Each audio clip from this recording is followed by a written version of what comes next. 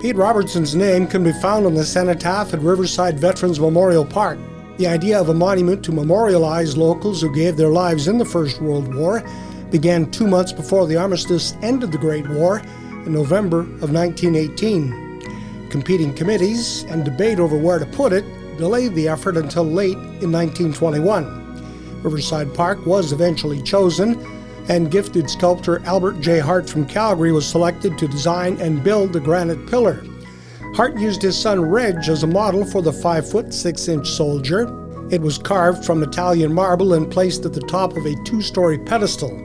238 names of the fallen were added, and the cenotaph dedicated in a ceremony May 24, 1922. Hart's efforts caught the attention of others, and it was used as a model for cenotaphs at Lacombe and Nanton.